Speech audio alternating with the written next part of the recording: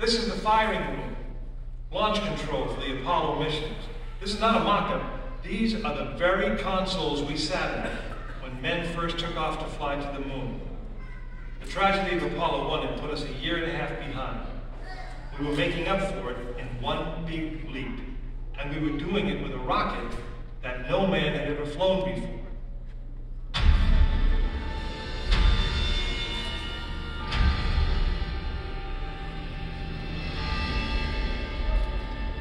It was a few days before Christmas, 1968, when Apollo 8 sat on the pad.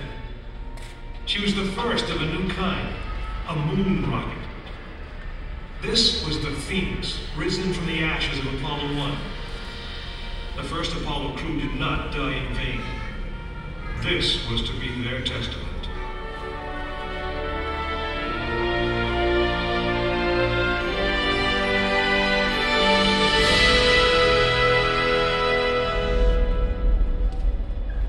"36 stories high, she had been fully fueled throughout the night.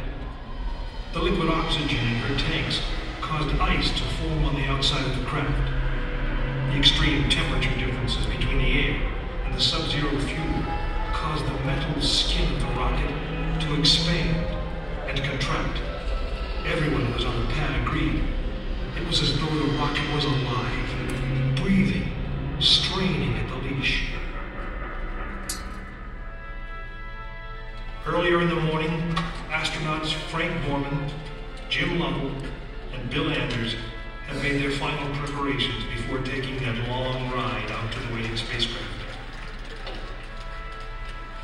The minimum safe distance from a Saturn V at liftoff was 3 miles. The reason was simple. When fully fueled, the rocket contained the explosive power of an atomic bomb. As the clock counted down, the astronauts and all of us in launch control went through the pre-flight checks, our hands on the controls of the most powerful, most complex machine ever built. It had over 2 million separate systems, and to bring these men back alive, everything had to work perfectly. Each individual system had been tested, but what we didn't know was how they would perform when all 2 million began to work together. That moment would come when the countdown clock reached 0.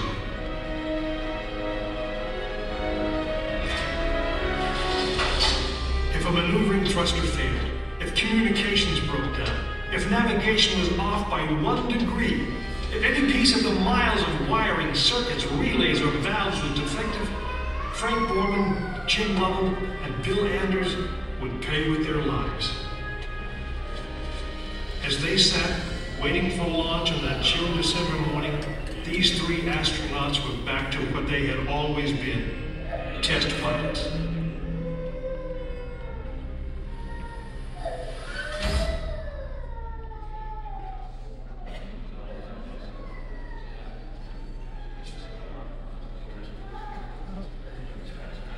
You are now in the final minutes before the launch of Apollo 8, right here where it actually happened.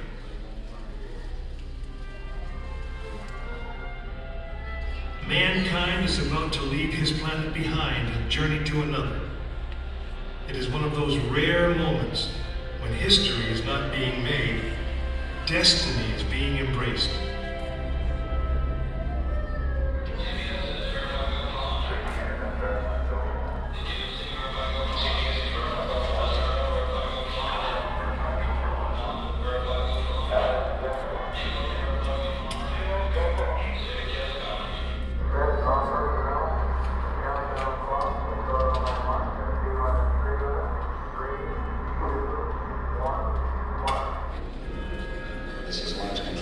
T-minus 3 minutes and counting. We have completed our communications checks with the Apollo 8 astronauts in the cabin, and the communications are go.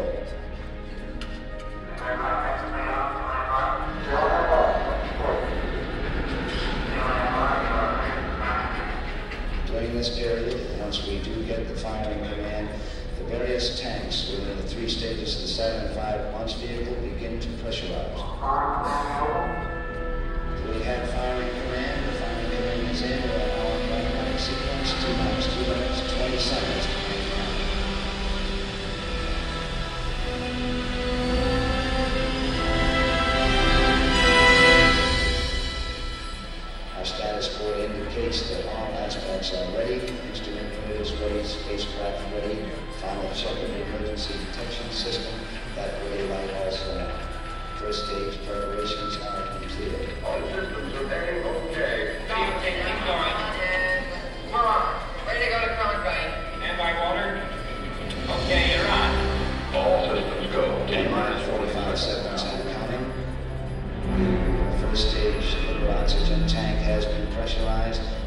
is still building up.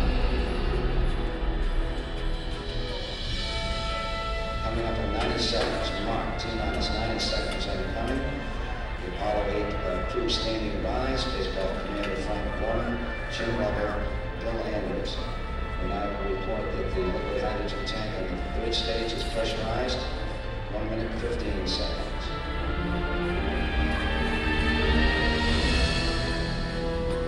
All four stages of propellants pressurized at this time as we come up on the 60-second mark on the flight to the moon. T-minus 60 seconds and counting. The vehicle now is completely pressurized.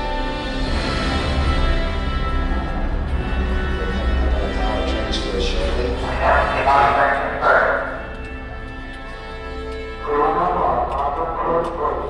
We have the power transfer. We're now on the flight batteries within the launch vehicle.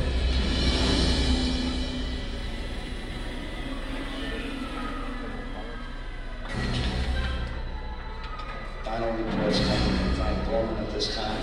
Final look at the switch list aboard the spacecraft. 20 seconds, all aspects. We are still low at this time. T-minus 15, 14, 13, 12, 11, 10.